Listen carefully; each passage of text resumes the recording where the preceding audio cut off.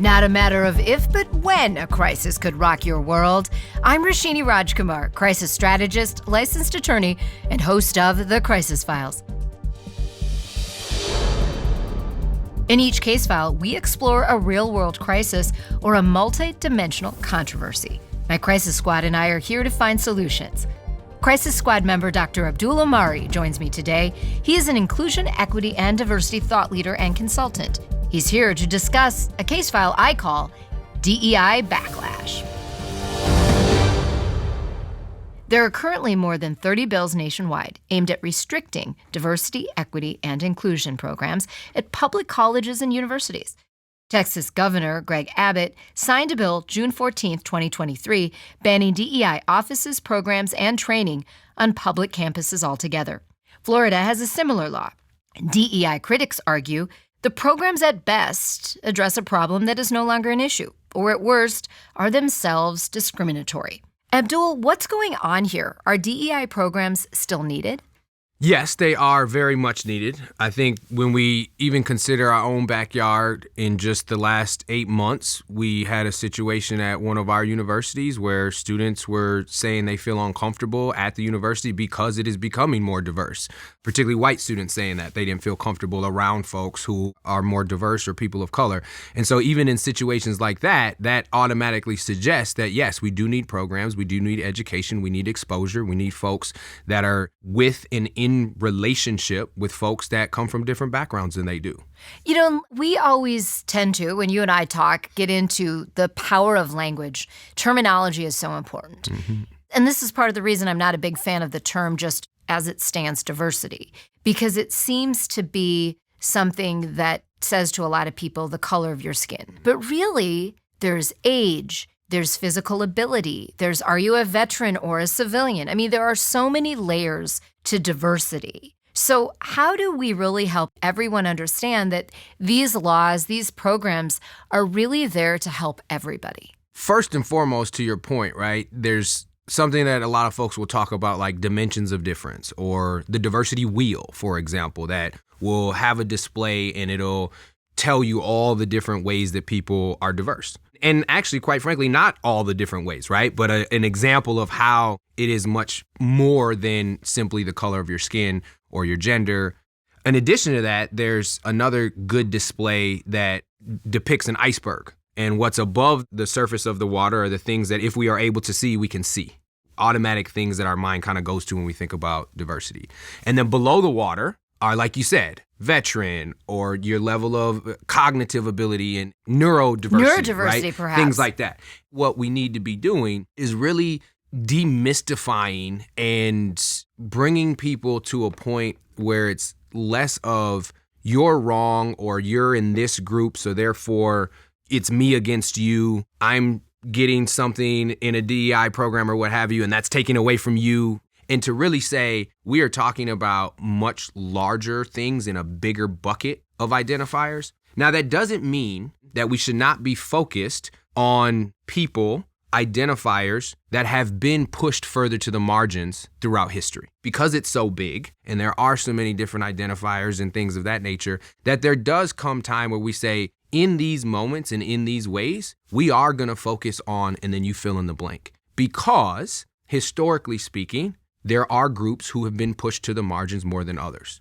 And I think that sometimes we do need to make very tough decisions in that way. You know, I really love how you say it. I like this pushed to the margins visual because it does give me more of a visual than the term that seems to get used a lot, this underrepresented. Because depending on who you are, anyone can be underrepresented depending on where they live, the decade we're talking about. So I like this push to the margins. If people truly are on the margins, and I think we can, in whatever community you're in and what are the values and mores of that community, each community can do that assessment. And these programs, I agree with you, can be definitely a strength in a proactive way to bring people out of the margins, whether it's the center or just into the fold, right? How do we all jump on that bandwagon? Because I think what's happened with some of these programs is they do, I agree with some of the critics, that in some places they do get discriminatory against others who aren't in those quote unquote underrepresented groups? There are definitely some isolated situations where there are unintended outcomes and consequences. I think one thing that's important, and this is so very hard because of social media and, folks can say all kinds of things that are untrue.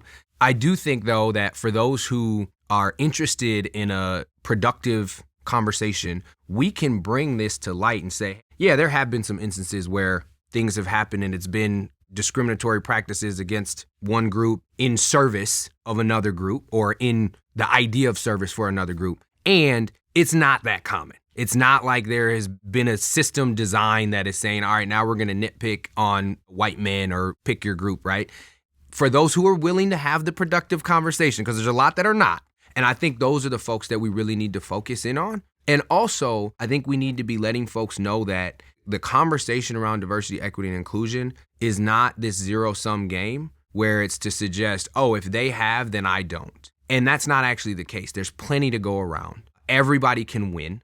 When we think about it, even in terms of the future of the country and really the world, I mean, this is a worldwide phenomenon that's happening. For sure. Let's just talk about the United States for now. The country is getting younger and the country is changing racially. And so if we simply focus on those two things, we need to be thinking about the future. And if we're going to be in productivity mode as far as just a company trying to survive, they need to be aware of those demographic shifts and start to be thinking about what does the future workforce literally look like and what is the future workforce looking for. I mean, that's just financial, right? That is financial. And I love to futurecast, no matter what we're talking about. I love futurecasting. And there will come a day where whatever we might think of right now as the white majority will not be the white majority. And there's so many multicultural or mixed, however you want to term it, households, people that don't fit into just one box. So this is a completely global topic. It's happening everywhere in different spaces. Would you say, though, as long as, many places are going to continue to have DEI programs, would you say there are benchmarks of successful programs? There are some ways to start to measure everything from engagement surveys in an organization and really disaggregating the data. So you need to be looking across what area of your organization folks are working in and what satisfaction looks like there. You need to be disaggregating across race. You need to be disaggregating across age, gender, so on and so forth. And you will start to notice that in some areas of our organization, we notice higher satisfaction across the board. We notice higher satisfaction for some demographics and not others. And so when you start to benchmark and you disaggregate that data, you'll start to be able to say, all right, now what does it look like in 3 years? And then you can start to identify what are we doing differently and what can we continue to do. That's really, really important. Now, I will also say it's very important to be careful with measurement too, because you can't simply say we're going to diversify our workforce in this way by this percentage because you're going to get sued. Be conscious of that as well. And the other piece of that is it's actually not hard to diversify a workforce. You go find people and you hire them. The harder part, and this is where that measurement comes in that you're talking about, is are they staying with us?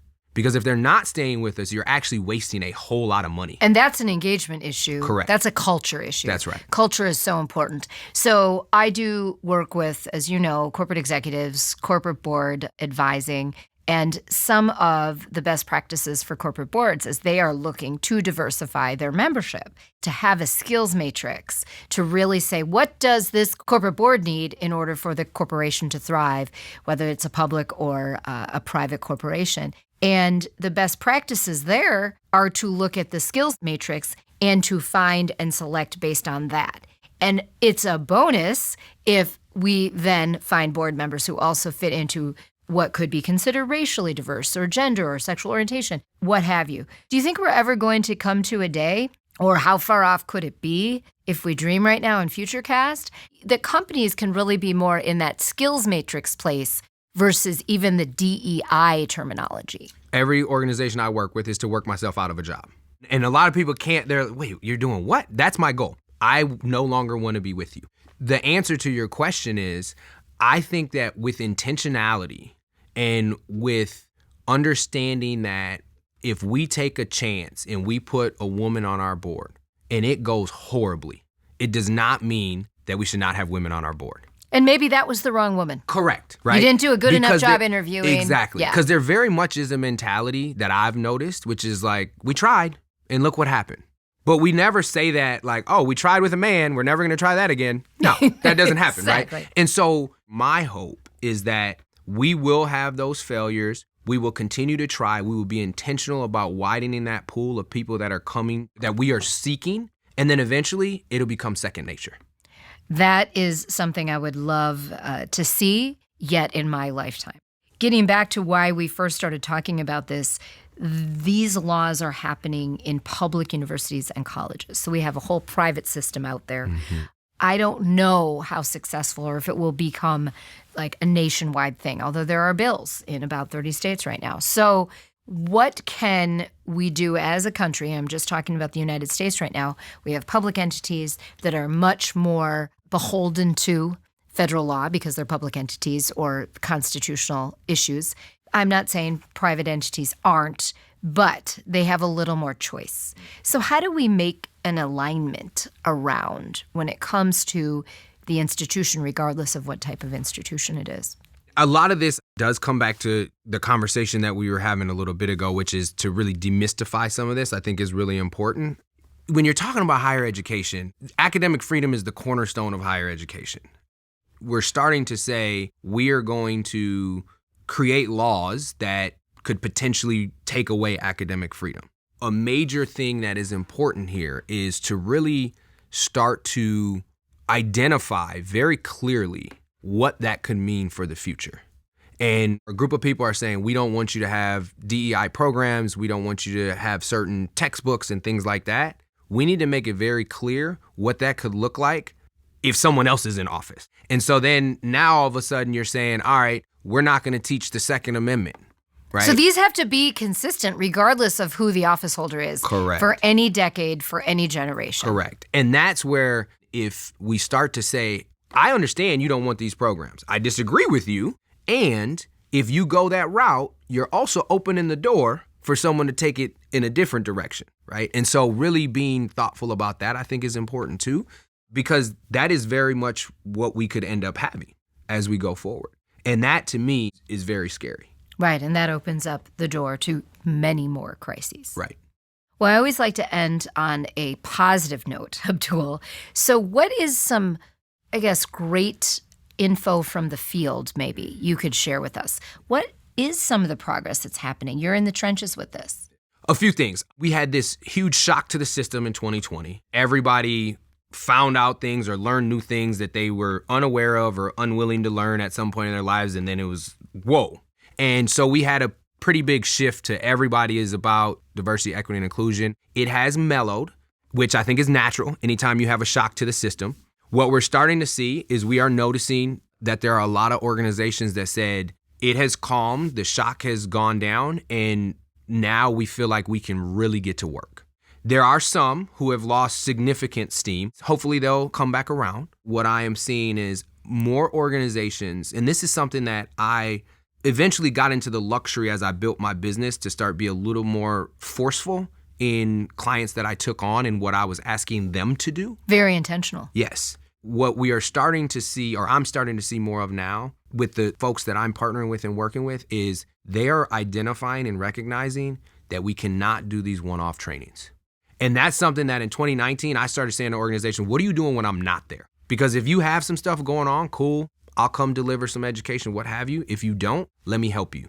There are more organizations that are being intentional about we have to do other things aside from bringing in Abdul or someone else for 2 hours a year, delivering this content, and then going away. It has to be built into the fabric of the organization, very much into the psyche, so that it becomes part of the culture.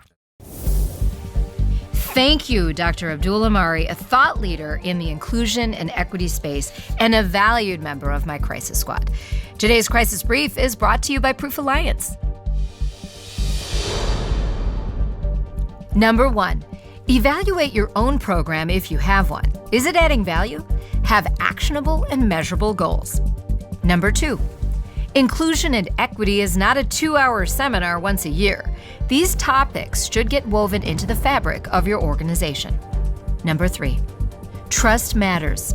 Take time to gather the facts and be intentional about the sources from where you get information. We all want babies to be healthy and have the best start possible. Avoiding alcohol while pregnant or trying to become pregnant is the first and most crucial step. Want to do more to support healthy babies? Get to know Proof Alliance. Visit proofalliance.org. Thank you to our podcast producer, Kim Inslee, and audio engineer, Tom Hamilton. Catch up on all case files at thecrisisfiles.com for the show archive plus special videos. Subscribe to our YouTube page on thecrisisfiles.com. Follow us on Instagram, Twitter, and YouTube at The Crisis Files. We do not provide legal, financial, medical, or PR advice for particular situations, but strongly recommend you seek out professionals to help with your specific need. I'm Roshini Rajkumar. Join me next time on The Crisis Files.